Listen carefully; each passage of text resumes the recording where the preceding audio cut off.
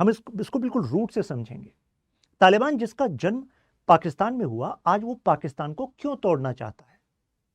कुछ लोग कहेंगे ये तो सर तालिबान की तरफ से शायद धोखा ही होगा, या सर इसमें इंडिया का कुछ एंगल हो सकता है ना। लेकिन ऐसा भी तो हो सकता है कि पाकिस्तान ने इससे पहले तालिबान के साथ धोखे कर चुके हों, जिसका बदला तालिबान इस समय लेना चाह रहा है। और एक लार्जर पिक्चर भी है कि कोई भी अगर अफगान पाश्तून है तो उसका एम पाश्तूनिस्तान को एक करना होगा, जिसका एक बड़ा हिस्सा खैबर पख्तूनवा रीजन और नदन बलूचिस्तान रीजन में है, अभी पाकिस्तान के अंदर। कई लोग कह रहे हैं कि सर ये 1971 का कुछ रिपीट वाला माहौल तो नहीं बन रहा, और कैसे इसमें सहारनपुर जो यूपी के एक डिस्ट्रिक्ट है, वहां पर देवबंद के जो उलेमाज हैं वो तालिबान के अंदर के उलेमाज को ट्रेन कर रहे हैं एक एंटी पाकिस्तान रिलीजियस आइडियोलॉजी को पुश करने के लिए इन देयर मदरसास। इंटरेस्टिंग एंगल है, लेकिन समझना पड़ेगा थोड़ा इसको रूट से। सबसे पहले तो ये तालिबान में वर्ड तालिब है, इसका मतलब क्या होता है? ये पाश्तो भाषा का शब्द है जिसका मतलब है स्टूडेंट। तो यानी कि जो रिलीजियस सेमिनरीज के स्टूडेंट्स थे उनके लिए ये शब्द यूज किया गया था। तालिबान ये एक रिलीजियस कम पॉलिटिकल मूवमेंट थी, कुछ चाहती थी, मतलब एक सरकार बने, एमिरात बने, इस्लामिक एमिरात इन अफगानिस्तान, जो बन भी गई है। यहां पर एमिरात शब्द का इस्तेमाल क्यों हो रहा है? एमिरात का मतलब एक्चुअली जो कैलिफेट होती है उससे एक नीचे की एक रिलीजियस अथॉरिटी होती है। मतलब मान लीजिए एक प्रिंसिपैलिटी है, मतलब कि एक धर्म के आधार पर एक क्षेत्र को हम चलाएंगे, इस पूरे रीजन में शरिया के हिसाब से ही गवर्नमेंट चलेगी, शरिया के हिसाब से ही वे ऑफ लाइफ चलेगा, तो उसको हमने यहां पर कहा एमिरात। अच्छा, तालिबान बना कब? एक्चुअली ये 1990s में बना। इसमें जो 3 कंपोनेंट थे तालिबान के, उसमें से एक कंपोनेंट थे मुजाहिद्स, जो तालिबान के बनने से पहले ही यूएसएसआर के खिलाफ हथियार के साथ ट्रेनिंग ले चुके थे और उसके खिलाफ लड़ रहे थे। 1979 टू 1989 वो यूएसएसआर वाला दौर था जब अफगानिस्तान में यूएसएसआर की अपनी फोर्सेस थी, कोल्ड वॉर चल रहा था। याद है आपको कोल्ड वॉर, जिसमें अगर यूएसएसआर इस एरिया में अपने आप को आगे बढ़ा चुका है तो यूएसए चाहता था कि जिस भी जगह यूएसएसआर को पुश करने के लिए हथियार पैसों की जरूरत होगी तो यूएसए सपोर्ट करेगा। तो यानी कि यूएसए से सपोर्ट आया, पैसा, हथियार। पाकिस्तान ने कहा हमसे ज्यादा काबिल कौन हो सकता है, हम ट्रेन कराएंगे और यूएसएसआर को हराएंगे। तो क्या वो सफल हुए? बिल्कुल हुए। जो मुजाहिदीन हैं, बेसिकली मुजाहिदीन शब्द का मतलब है कि जो रिलीजन का जो गोल है, जिहाद, मुस्लिम उम्मा का जो गोल है कि हम सब एक, और जो फॉरेनर्स हैं, जो एथीस्ट हैं, उनसे हम जंग जीत जाएं और अपने हिसाब से अपने देश को चलाएं, अपने एरिया को चलाएं। तो इस गोल से ये लोग लड़ रहे थे। तो यानी कि एक हायर पर्पस इनको यहां पर मिल गया था। और जब इन्होंने यूएसएसआर को पुशबैक कर दिया तो दे वर लाइक कि भाई हमने तो सुपर पावर को हरा दिया, और ये तो विदाउट एनी मॉडर्न ट्रेनिंग हुआ, तो कॉन्फिडेंस तो बढ़ गया था। लेकिन यूएसआर तो चला गया, उसके बाद की सरकार को चलाओगे कैसे? अब यहां पर अलग अलग आइडियोलॉजिकल डिविजन्स थे। आप कहेंगे ऐसा कैसे हो सकता है? क्योंकि अफगानिस्तान को आप मोनोलिथ ना माने, यानी कि अफगानिस्तान में एथनिकली डिफरेंसेस हैं। मैं डिफरेंसेस की बात कर रहा हूं, केवल डाइवर्सिटी की नहीं। यानी कि आपस में विरोधाभास है। एग्जाम्पल, कैसे विरोधाभास है अभी आपको बताता हूं। 1992 में ये जो मुजाहिद्स थे ये सक्सेसफुल हो गए। जो कम्युनिस्ट गवर्नमेंट थी उसको इन्होंने हटा दिया, निज़मुल्लाह थे उनको तो मार ही दिया इन्होंने। लेकिन जो सेक्टेरियन डिवाइड्स थे, सेक्टेरियन डिवाइड का मतलब है एक तरफ ताजिक्स थे, उज्बेक्स थे, अलग अलग एरिया में अलग अलग वॉरलॉर्ड्स बन गए। यानी कि उनके पास हथियार ट्रेनिंग तो आ गई, लेकिन अब उन्होंने अपने अपने कबीलों और उससे एसोसिएटेड लोगों को ही, हितों को ही प्रोटेक्ट करने का ठान लिया। अब इसी सिविल वॉर वाली सिचुएशन में 1992 से 1996 ये जो 4 साल थे बड़े भयावह थे अफगानिस्तान के इतिहास में, क्योंकि अब इनको कोई फॉरेनर नहीं मार रहा था, अब ये खुद को मार रहे थे आपस में लड़कर। जैसे काबुल के लिए एक डेटा दिया जाता है 1994 का, काबुल की बात कर रहा हूं, एक शहर की, 25,000 लोग मारे गए एक साल में, जिसमें से ज्यादातर लोग आम सिविलियंस थे। और 1996 उसके एक साल बाद की बात करिए 1995 की, तो करीब 1/3 जो काबुल है वो तो खत्म हो गया था। इस मैप के थ्रू समझिए इस एथनिक डिवीजन को। ये जो डार्क ग्रीन आप एरिया देख रहे हैं, यहां पर पाश्तून पॉपुलेशन रहती है और इसका एक बड़ा भाग यहां पर भी है, पाश्तून, जिसको डिवाइड कर दिया गया था दुरंत लाइन, उसकी कहानी अभी आगे आएगी। यहां पर तजिक हैं, जो तजिकिस्तान से लगता है एरिया, यहां पर तजिक फाइटर्स हैं या तजिक ट्राइब्स हैं, यहां पर उज्बेक्स हैं, ये तुर्कमेन और ये हजारा शिया हैं।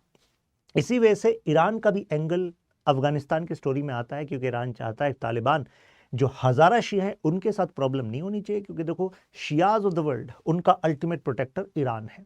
खैर, तो अब ये आपस में लड़ रहे हैं, मिलकर तो हरा दिया यूएसआर को, इस वजह से कोई ऑर्डर नहीं है, कैओस है। अब ये सिस्टम को चला कैसे रहे? किडनैपिंग चल रही थी, अपने अलग अलग एरिया में टैक्सेस लगा दिए थे। तो अगर एक ट्रेडर को इस एरिया से यहां पर अपना ट्रेड करना है तो उसको बीच में मल्टीपल वॉरलॉर्ड्स को पैसा खिलाना पड़ेगा, तब जाकर होगा। तो मुझे बताइए, ऐसे में कोई इन्वेस्टमेंट के बारे में आप सोचोगे क्या? नहीं। मॉडर्नाइजेशन के बारे में सोचोगे? नहीं। इसके बाद यहीं से निकला तालिबान। तालिबान जैसे मुल्ला मोहम्मद उमर, फॉर्मर मुजाहिदीन, इन्होंने कहा भाईजान हाथ जोड़ने पड़ेंगे। अब किसके हाथ जोड़ेंगे? इन्होंने कहा कि देखो, जो मुजाहिदीन वाला आइडिया था उसमें ना प्लूरलिज्म है, ये डिफरेंट आइडियोलॉजी के जो ट्राइब्स हेड हैं उन सबको साथ लेकर चलना चाह रहे हैं, लेकिन ऐसा हो नहीं पाएगा। तो ऐसा करते हैं, जो फॉर्मर मुजाहिदीन जो एक राज चाहते हैं, एक तरीका चाहते हैं अफगानिस्तान में राज करने का, वो तालिबान का पार्ट बन जाए। तो इसमें फॉर्मर मुजाहिदीन आए, प्लस पाकिस्तान ऑलरेडी अपनी रिलीजियस सेमिनरीज में, जिसमें कि सऊदी अरब फंड कर रहा था वहाबिज्म को, तो वहां पर भी वो ट्रेन कर रहा था स्टूडेंट्स को। तो उन स्टूडेंट्स से कहा गया भाई अपने देश को बचाना है कि नहीं बचाना है? उन्होंने कहा बचाएंगे। ट्रेनिंग उनको मिल चुकी थी, वो भी आ गए यहां पर। और साथ में जो एक फॉर्मर कम्युनिस्ट पार्टी जो पहले राज करती, जैसे पीडीपी है, people democratic party of Afghanistan, तो उसी में एक फैक्शन था खलिक, वो मिलिटेंट्स थे। तो उन्होंने कहा भैया वो कम्युनिज्म का टाइम तो चला गया, तो चलो ऐसा करते हैं तालिबान की मूवमेंट में शामिल हो जाते हैं। दिस वाज अ मूवमेंट कि अब हम यूनिफाई करेंगे अफगानिस्तान को दो आइडियल्स पे। पहला क्या था? देवबंदी सुन्नी इस्लाम प्लस कुछ पाश्तो आइडियल्स, जो पाश्तो कल्चर है। अब मुझे बताइए, अगर सुन्नी देवबंदी इस्लाम इस आइडियल इस रिलीजियस इंटरप्रिटेशन से आप चलना चाह रहे हैं, और दूसरा आप पाश्तो जो वे ऑफ लाइफ है उसको अडॉप्ट करने की बात कर रहे हैं, तो क्या तजिक फाइटर्स जो नदर्न पार्ट में, क्या वो उससे खुश होंगे? Answer is no.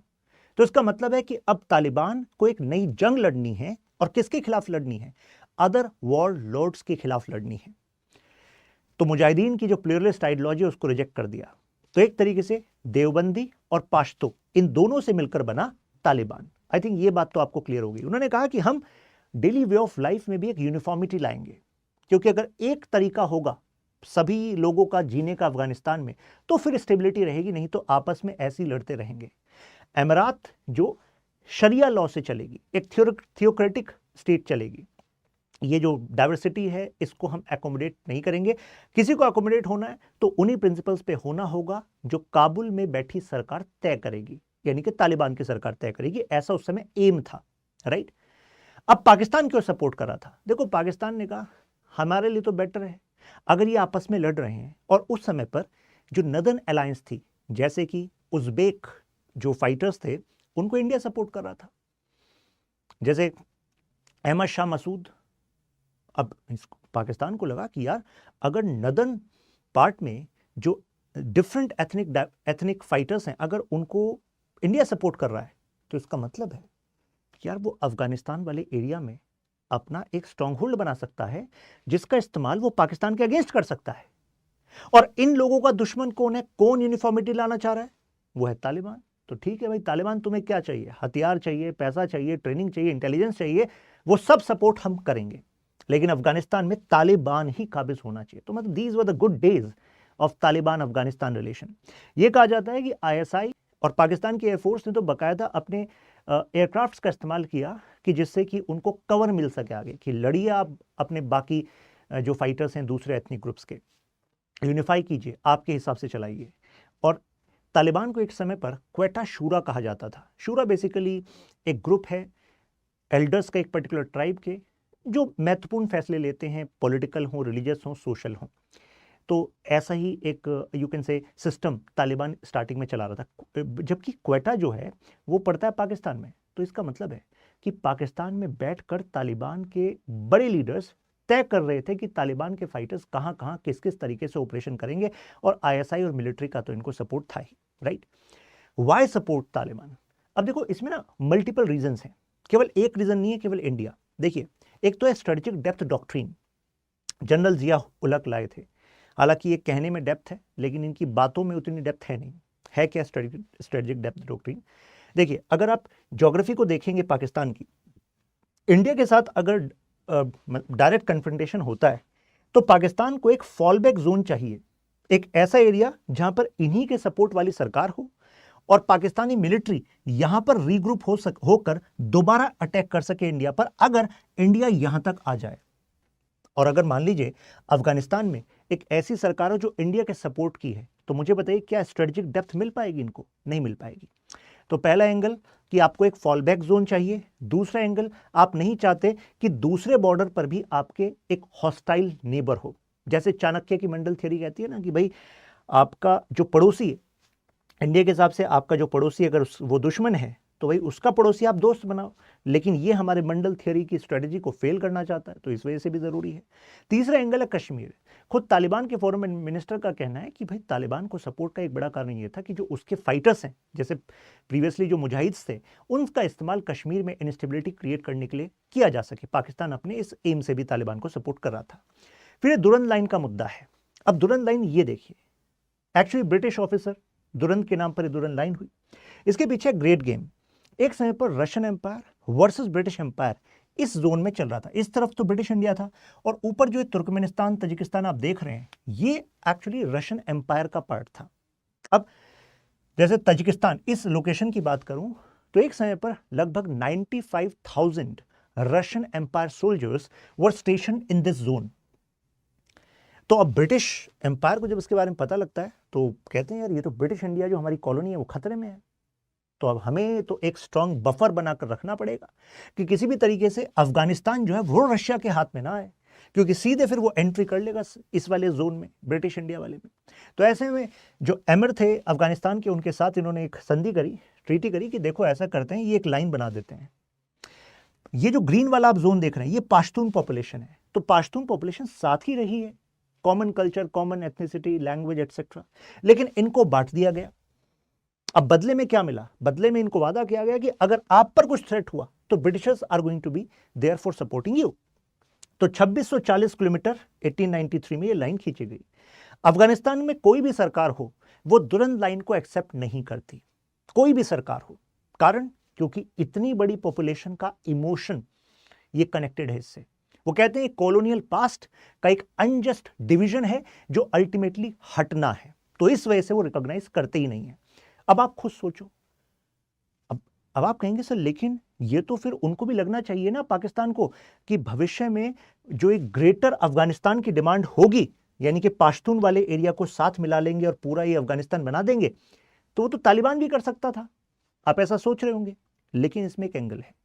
जो उससे पहले मुजाहिद्स थे वो आइडियोलॉजिकल प्लूरलिज्म रखते थे, वो एथनिसिटी के बेसिस पे ऑर्गेनाइज थे, लेकिन तालिबान किसकी बात करता है? वो इस्लामिक आइडियल्स के बेसिस पे यूनिफॉर्मिटी की बात करता है। तो आपको नहीं लगता ये तो वाली बात हो गई कि इस्लाम तालिबान के हिसाब से एथनिसिटी से ऊपर है?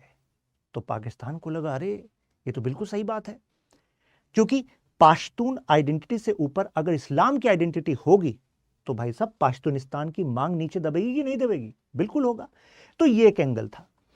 और यहां पर प्राइमरीली जो पाश्तून लोग रहते हैं वो खैबर पख्तूनवा और जो नदन बलूचिस्तान रीजन है यहां पर रहते हैं। कुछ तो भाई मेजर शहर जो है कराची, अदर्स, वहां पर भी रहते हैं। लेकिन पाकिस्तान की आर्मी का हमेशा से डर यही रहा, और इसी वजह से जो सऊदी फंडेड जो मदरसास थे इस रीजन में, वहां पर उन्होंने इस रेडिकल इस्लामिज्म को बढ़ावा दिया और पाश्तून कल्चर और आइडेंटिटीज को साइडलाइन किया। ये एक समय पर चल रहा था। तो एक तरीके से पाकिस्तान आर्मी और तालिबान का तो बिल्कुल प्यार वाला संबंध था, क्योंकि भाई इस्लाम ऊपर हो गया, एथनिसिटी का आइडिया नीचे हो गया। अब एक इकोनॉमिक एंगल भी था कि तालिबान आ जाए तो इकोनॉमिक फायदा भी था पाकिस्तान को। ऐसा कैसे? भाई अगर वॉरलॉर्ड्स में डिवाइडेड था अफगानिस्तान आफ्टर यूएसआर, जब यूएसआर निकल गया तो भाई एक पंगा है ना कि अगर आपको सेंट्रल एशिया से ट्रेड करना है पाकिस्तान के अंदर, और डिफरेंट डिफरेंट वॉरलॉर्ड्स हैं तो ट्रबल होगा आपके लिए। लेकिन अगर पूरे एरिया पर तालिबान का कंट्रोल आ गया, स्टेबिलिटी आ गई, तो ट्रांजिट यानी कि उस व्यापार को करना वो आसान होगा कि नहीं होगा। तो पाकिस्तान का तो मानना था कि यार हम तो ट्रांजिट रूट पर होना चाहते हैं, हमारे थ्रू सेंट्रल एशिया से अफगानिस्तान, अफगानिस्तान से पाकिस्तान, और पाकिस्तान की जो माकरन कोस्ट है यहां से इन पोर्ट्स के थ्रू वो डिफरेंट रीजन्स में वो सामान जाए, जिससे कि ये अपना ट्रांजिट फी लगाकर पैसा कमाए। ये पाकिस्तान का ये एक इकोनॉमिक गोल था। अच्छा, दूसरा एक इंटरेस्टिंग एंगल है, पाकिस्तान की जो ट्रकिंग कार्टल्स हैं, यानी कि जो ट्रक से सामान लेकर इधर उधर जाते हैं, मेजर ट्रेड, हम अगर अफगानिस्तान से माकरान कोस्ट की बात करें, मेजर ट्रेडर्स भी उसमें कितने सारे लोग पाश्तून ट्राइब से बिलोंग करते हैं।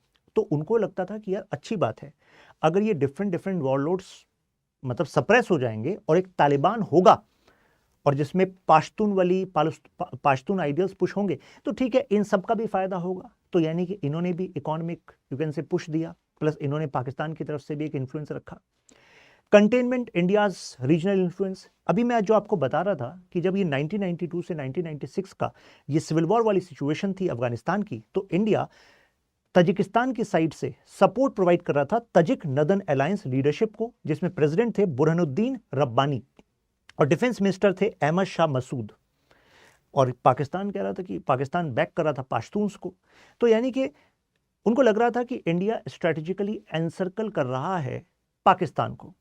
तो पाकिस्तान का जो जियोपॉलिटिकल रेलेवेंस है वो तभी बढ़ेगा अगर एक ऐसी सरकार वहां पर होगी जो भाई पाकिस्तान जिसको सपोर्ट करता है। तो पाकिस्तान ऐसा कम्युनिकेट कर रहा था दुनिया में कि देखो अब तालिबान स्ट्रांग हो गया है, और अगर आपको तालिबान को मैनेज करना है, अफगानिस्तान में तालिबान कंट्रोल रीजन से अपना कुछ इंटरेस्ट पूरा करना है, तो कृपया करके पाकिस्तान से संपर्क करें। अब जरा इसमें लादेन की स्टोरी को भी जोड़ते हैं। देखिए, अलकायदा का जो जन्म हुआ वो 1988 में हुआ, लेकिन जो अलकायदा फैक्शन के जो मिलिटेंट्स थे उनको ट्रेनिंग उसी मुजाहिदीन वाले टाइम पर मिली जो यूएसआर के अगेंस्ट अफगानिस्तान और पाकिस्तान में ट्रेनिंग ले रहे थे। तो ओरिजिन उनका इसी से है। लेकिन जैसे ही यूएसआर चला गया तो अब क्या करें, तो इट्स लाइक कि खाली बैठे क्या करें, करना है कुछ काम, चलो करते हैं होली वॉर लेके प्रभु का नाम। तो ये होली वॉर इन्होंने किया, मतलब अब उसमें से कुछ मिलिटेंट फैक्शंस जो अलकायदा का पार्ट बने under the leadership of Osama bin Laden, उन्होंने सोचा कि भाई अब हम वेज करेंगे जिहाद को बियॉन्ड दीज बॉर्डर्स। मतलब हमें इस्लाम के आइडिया को प्रोपगेट करना है, उसको वेस्टर्न इन्फ्लुएंस से बचाना है बियॉन्ड दिस रीजन, क्योंकि जो पश्चिमी देश हैं वो दखल दे रहे हैं इस्लामिक नेशंस में, मिडिल ईस्ट में। तो ये बदले की भावना से इन्होंने कहा हम तो बड़े गोल को पूरा करेंगे। इस समय पर ओसामा बिन लादेन जो है सऊदी में वापस चलेगा। सऊदी एक्चुअली का लिंक था उनका, सऊदी से ओरिजिन था, और वहां पर जाकर वो क्रिटिसाइज कर रहे हैं सऊदी की मोनार्की को। कारण, क्योंकि सऊदी की मोनार्की के अच्छे रिश्ते थे यूएसए के साथ, और अलकायदा तो कह रहा है कि इस्लाम का अगर कोई दुश्मन है वो तो यूएसए है, वो तो वेस्ट है। तो अब सऊदी मोनार्की को क्रिटिसाइज करोगे सऊदी में रह के तो क्या होगा। तो सऊदी ने कहा कि इस पे तो एक्शन लेना पड़ेगा, कह रही है वहां से निकले। उसके बाद सूडान में उस समय इस्लामिस्ट लीडर थे ये हसन अल तुराबी, उन्होंने कहा आपके टैलेंट को ना ये सऊदी नहीं समझेगा, भले ही आप सऊदी से हो, आप हमारे यहाँ आ जाइए। इन्होंने पनाह दे दी ओसामा बिन लादेन को। जैसे ही वहां पहुंचे सूडान में अपने कुछ मिलिटेंट्स को लेकर, फिर इंटरनेशनल प्रेशर बनने लगा उधर से यूएस से, सऊदी अरब। ये कहने लगा सूडान तुम्हारी इतनी हिम्मत, मतलब तुम हमारे खिलाफ जो बोल रहा है तुम उसको पनाह दोगे। सूडान ने कहा गलती हो गई सर। फिर ये वहां से निकले। अब जब ये आगे आए तब तक इनका जो फ्रेंड था वो तालिबान, यानी कि उनमें से कई मिलिटेंट्स जो तालिबान का ही पार्ट बने।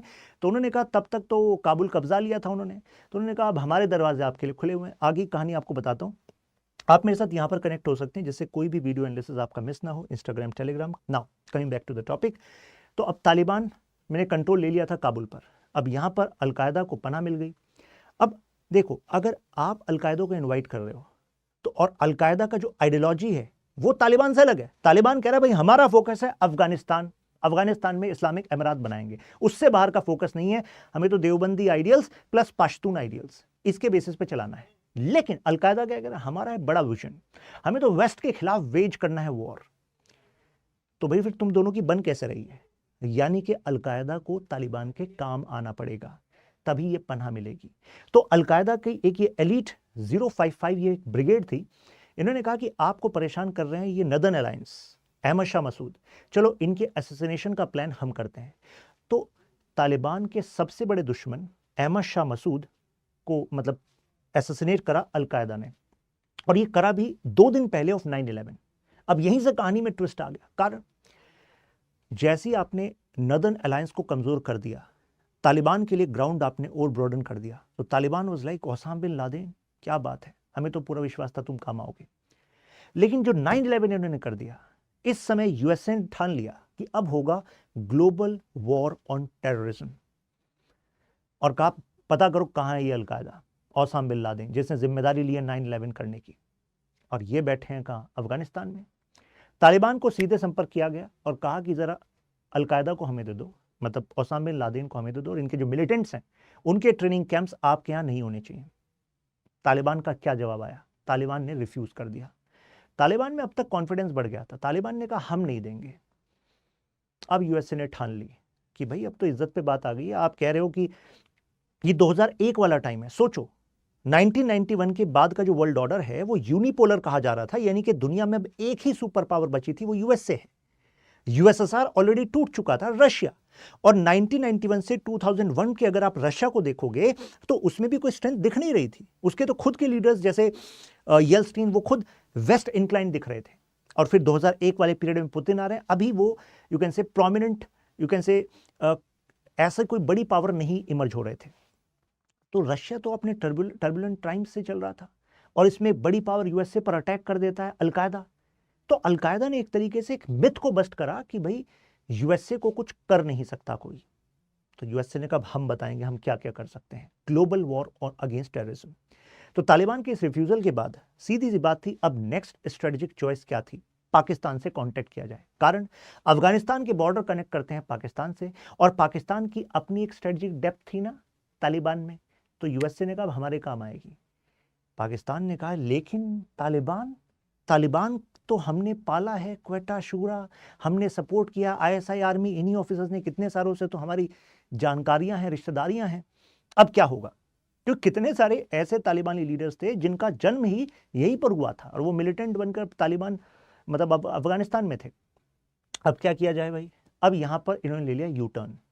अब इन्होंने तालिबान को दे दिया धोखा। अब क्यों दिया है धोखा, एक तो एग्जिस्टेंशियल अमेरिकन थ्रेट।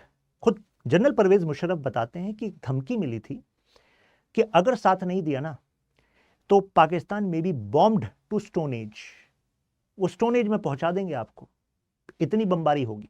क्योंकि आपने तालिबान को सपोर्ट दिया और तालिबान ने फिर अलकायदा को सपोर्ट दिया, और बाद में आपने देखा ये al Qaeda supremo Osama bin Laden मिले भी कहां, पाकिस्तान में। मतलब गजब यू टर्न है कि नहीं।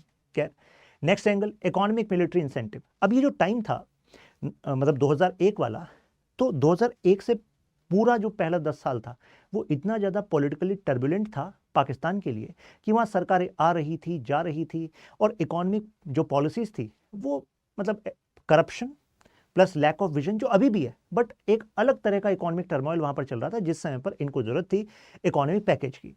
तो यूएसए ने कहा हमें पता है तुम्हें वैसे ही पैसों की ज़रूरत है, तो हम इकोनॉमिक पैकेज खुद भी देंगे, प्लस वर्ल्ड बैंक आईएमएफ से भी जो सपोर्ट चाहिए आपको प्रोवाइड कराएंगे। तो इस एंगल से भी पाकिस्तान ने यू टर्न ले लिया तालिबान पर। लेकिन इसका इंटरनल बैकलैश भी हुआ, यानी कि खुद जो ट्राइबल एरियाज थे, खैबर पख्तूनख्वा रीजन, बताया नदन बलूचिस्तान जहां पर पाश्तून लोग हैं, वो तो भाई तालिबान के को सक्सेस मान रहे थे कि तालिबान तुम लड़ते रहो, कोई दिक्कत नहीं है। लेकिन अब खुद पाकिस्तान जिसमें वो रह रहे हैं, वो अब तालिबान के खिलाफ यूएसए को एक्सेस दे रहा है, हथियार मतलब अपने बेसिस का इस्तेमाल करने दे रहा है, इंटेलिजेंस सपोर्ट जहां से मांगा जा रहा है देना पड़ रहा है। ये क्या हो रहा है, तो इसी वजह से यहां पर वो जो पाकिस्तान बेस्ड मिलिटेंट ऑफशूट्स थे वो हो गए पाकिस्तान के खिलाफ। उन्होंने कहा कि तुमने तो भाई जिन इस्लामिक आइडियल्स को हमें पढ़ाया है इन मदरसों में, तुमने तो उसको ही खुद धराशायी कर दिया। तो यानी कि तुम्हारा तो कुछ आइडियोलॉजिकल रिलीजियस कमिटमेंट वाकई है ही नहीं। और यहीं से जन्म हुआ तहरीके तालिबान पाकिस्तान का, बैतुल्ला मसूद सन 2007, जो इस समय पाकिस्तान के अंदर रहकर वह अफगानिस्तान के बॉर्डर्स से पाकिस्तान पर अटैक कर रहा है। यहां से हुआ टीटीपी का राइज, और तालिबान ने फिर अपना हाथ रखा टीटीपी पर। ठीक है, ये टीटीपी तालिबान के वो फाइटर्स हैं जो पाकिस्तान में ही हैं। अब जो ये फाटा रीजन है, जरा देखिए, फेडरली एडमिनिस्ट्रेड ट्राइबल एरिया, तो यहां पर देखिए 5 मिलियन 97% पॉपुलेशन रूरल है। ये देख रहे हैं औरकजई, यही वो डिस्ट्रिक्ट है जहां पर अभी रिसेंट अटैक हुआ था टीटीपी की तरफ से, जिसमें कि 11 पाकिस्तानी सोल्जर्स मारे गए थे। 99% लोग पाश्तो बोल रहे हैं as mother tongue. Literacy rate 33%। एक और इंटरेस्टिंग एंगल बताता हूं। जैसे यूएसए ने कहा कि तुम्हें इनके खिलाफ लड़ना है, तो 55 सालों में पहली बार ऐसा हुआ था कि पाकिस्तानी आर्मी जो तिरा वैली है और जो शावल वैली है इसके अंदर एंटर करी थी। इससे पहले पाकिस्तान की आर्मी अपने ही देश के इन वाले जोन में नहीं जा रही थी, कारण जो पाश्तून ट्राइबल्स थे उनके साथ एक अंडरस्टैंडिंग, एक ऑटोनॉमी एग्रीमेंट बना हुआ था कि भाई इस वाले जोन में हम कोई दखल नहीं करेंगे। लेकिन मिलिट्री का उस एरिया में जाना, वो तो पाश्तो ट्राइब के साथ जो एग्रीमेंट था ऑटोनॉमी का, क्योंकि वहां पर तो वही चीजों को संभालते थे, ये तो उसके खिलाफ जाने वाली बात हुई। तो टीटीपी को अब अफगान जो तालिबान था उससे पूरा सपोर्ट मिलने लगा, गाइडेंस, इंटेलिजेंस, मिलिट्री सपोर्ट मिलने लगा, और अब ठान लिया कि अब तो ब्रेक करना है पाकिस्तान को। अब ब्रेक कैसे करना है, इसके भी कई तरीके हैं। ब्रेक का मतलब केवल हथियार नहीं होता, एक मल्टी जेनरेशनल वॉरफेयर भी है जो इस समय तालिबान पाकिस्तान के खिलाफ लड़ रहा है।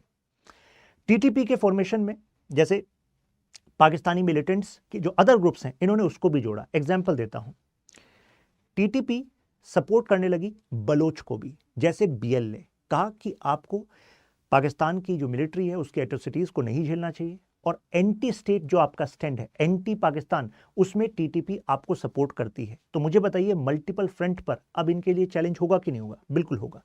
यूएन की रिपोर्ट थी कि अलकायदा जो ऑपरेटिव्स हैं वो अफगानिस्तान में रहकर ये टीटीपी को भी सपोर्ट कर रहे हैं, ट्रेन कर रहे हैं। तो मतलब गजब का कॉम्प्लेक्स है भाई।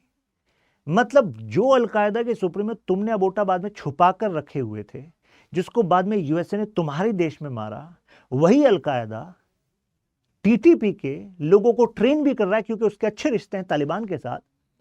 और पाकिस्तान की आर्मी और आईएसआई रोना रोती है कि अरे ये टीटीपी दुश्मन है, टीटीपी को इंडिया सपोर्ट कर रहा है। अरे भाई यूएन की रिपोर्ट कह रही है टीटीपी को खुद अलकायदा के लीडर्स ट्रेन कर रहे हैं अफगानिस्तान के अंदर अपनी एलिट ब्रिगेड से। तो मतलब क्या आप ये कहना चाह रहे हो कि अलकायदा को, तालिबान को, सबको इंडिया नहीं बनाया है? भाई ये तो तुम्हारी उपज है। इट्स लाइक कि मतलब तुम पर उल्टा आ रही है, बूमरैंग हो गया है। जब 2021 में यूएस ने विड्रॉ किया, उसके बाद तो तालिबान का कॉन्फिडेंस बढ़ गया। अब तो तालिबान ने कैप्चर कर लिया अफगानिस्तान को, और उसके बाद से मतलब ये जो टीटीपी और जो बीएलए है, तहरीक तालिबान पाकिस्तान और बलूचिस्तान लिबरेशन आर्मी, ये एक फोरमोस्ट ग्रुप बन गया। फरवरी 2023 में बलोच पीपल को सपोर्ट करते हुए टीटीपी ने ऑफिशियल वीडियो भी निकाली कि भाई तुम्हारे जो हमें एक जिहादिस्ट वॉर लड़ना। अब देखो, पहले जिहादिस्ट वॉर लड़ा रहे थे दूसरों के खिलाफ, कश्मीर में भी लड़ा रहे थे, लेकिन अभी ये टीटीपी कह रही है कि हमें जिहादिस्ट वॉर लड़ना है पाकिस्तान के खिलाफ, और बलूचिस्तान और टीटीपी इसमें साथ हैं। अब जरा इसका रिलीजियस डायमेंशन समझते हैं। देखिए, तालिबान बिलीव करता है, मैंने बताया, सुन्नी देवबंदी जुरिस्प्रूडेंस में। कई लोग कहेंगे सर ये बात हमें समझ नहीं आई। देखिए, इस्लाम में भी ना डिफरेंट स्कूल ऑफ थॉट्स हैं, और जो इस्लाम की पायस लोकेशंस हैं, फॉर एग्जांपल अगर मैं मक्का की बात करूं, तो मक्का होली साइट है हर एक मुस्लिम के लिए, राइट? लेकिन मक्का एक सेमिनरी नहीं है, वो कोई ट्रेनिंग की जगह नहीं है जिसमें कि इस्लामिक आइडियोलॉग्स आएंगे, ट्रेन करेंगे और पूरी दुनिया में केवल एक ही तरह के इस्लाम को फॉलो किया जाएगा, ऐसा नहीं है। जैसे इजिप्ट में एक अल अजहर यूनिवर्सिटी है। अल अजहर एक ऐसा ही स्टेटस रखता है जैसे कि दारुल उलूम देवबंद। अब वहां पर फतवा भी रिलीज होंगे, वहां पर इस्लाम के हिसाब से क्या सही है क्या गलत है, सोशल लाइफ में भी, रिलीजियस एंगल्स पे भी, पॉलिटिकल लाइफ में भी, सब कुछ वहां पर ट्रेनिंग भी होगी और डिक्लेरेशन भी होगा।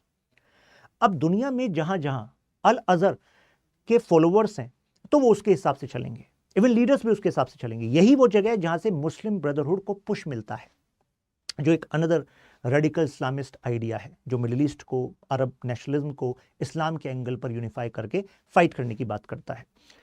लेकिन दारुल उलूम ये अलग है, देवबंद वाला।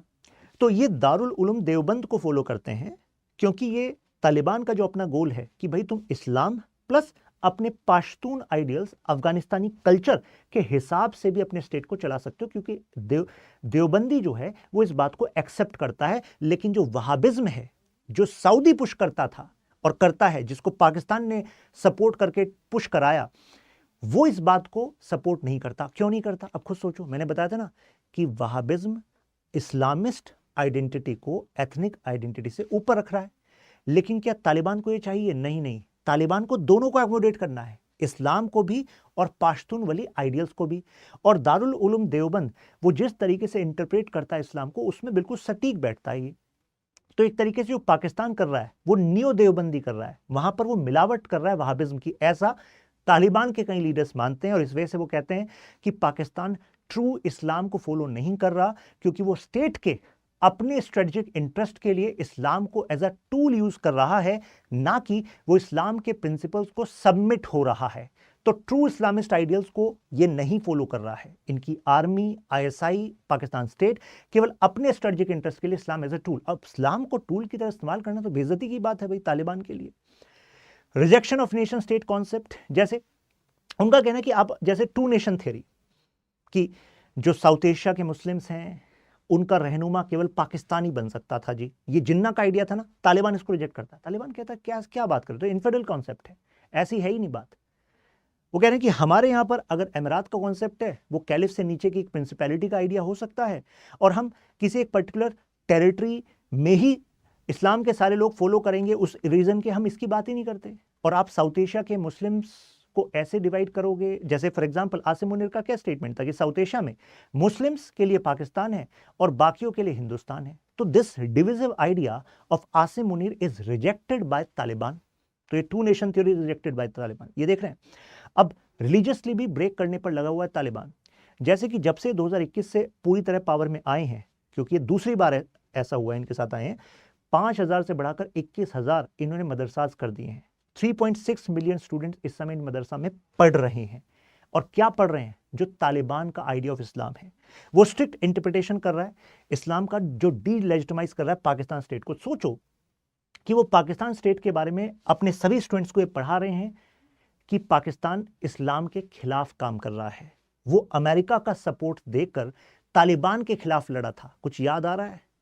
9/11 के बाद ग्लोबल वॉर अगेंस्ट टेररिज्म, अपने इकोनॉमिक फायदे के लिए पाकिस्तान ने तालिबान को धोखा दे दिया था, जिसको खुद उन्होंने कुछ जिहाद के आइडिया पर पुश किया था। तो उन्होंने कहा याद रखो कि पाकिस्तान ने क्या किया था। और इस वजह से ये जो मदरसाज हैं अफगानिस्तान में, तालिबान जिनको बना रहा है, ये एक्सटेंड होते हैं अपनी reach in the border regions of Pakistan.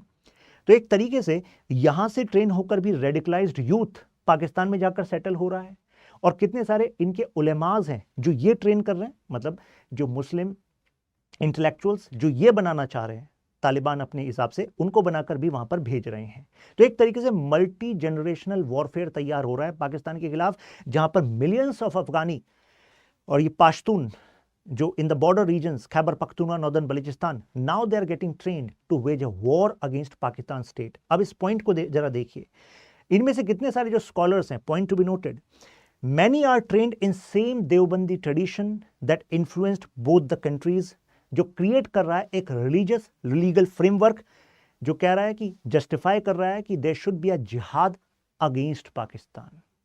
अब कुछ एंगल समझ में आ रहा है आपको क्यों आमिर खान मुत्तकी, तालिबानी अफगानी मिनिस्टर, केम टू देवबंद? क्यों वो देवबंद सहारनपुर आए थे? इस वजह से आए थे क्योंकि तालिबान के तौर तरीके इस्लामिक हैं, इसको जस्टिफाई करता है ये देवबंदी ट्रेडिशन, ये जुरिस्प्रूडेंस का तरीका जो इंटरनेशनली एक्सेप्टेड है। दूसरा, ये ड्रग्स के थ्रू भी ब्रेक कर रहे हैं, कारण तालिबान को खुद की कमाई के लिए प्लस टीटीपी और अदर मिलिटेंट ग्रुप्स के लिए ये ड्रग का जो ट्रेड है ये फेवरेबल है। अब जाहिर सी बात है, अगर टीटीपी की कमाई ड्रग्स के थ्रू होगी और ड्रग का एक भारी हिस्सा अफगानिस्तान में बन रहा है, तो इसके थ्रू भी पाकिस्तान के अगेंस्ट जो एक्टिविटीज हैं वो मजबूती से वहां चल रही हैं। तो ड्रग ट्रेड फंड कर रहा है तालिबान को और एंटी पाकिस्तानी स्टैब्लिशमेंट को। तो मुझे लग रहा है कि अब आपको पता लग गया होगा कि ये पूरी स्टोरी है क्या और कैसे एग्जैक्टली ये चल रही है। इसका मतलब केवल वो नहीं है जो रिटेलिएशन में आपने देखा कि 58 लोग मर गए, 11 लोग मर गए उस साइड, नहीं, इससे बड़ा गेम है जो अभी ये प्ले हो रहा है। अगर सब कुछ है आपको क्लियर, यू कैन मेंशन वाह इन कमेंट्स और अल्ट्रा क्लियर। आप इस वीडियो को शेयर भी कर सकते हैं अपने फ्रेंड्स एंड फैमिली के साथ जो इंटरेस्टेड हैं इस टॉपिक को थोड़ा गहराई से जानने के लिए। और नेक्स्ट आप कौन से टॉपिक पर एनालिसिस चाहते हैं, यू कैन शूट मैसेज और हियर, या फिर कमेंट्स में भी आप दे सकते हैं, मैं हर एक कमेंट को पढ़ता हूं। जरा एक क्वेश्चन देखिए, examine the differences between Taliban and Pakistan and what are its implications on regional security. यहां पर आपको ये पीडीएफ मिल जाएगी।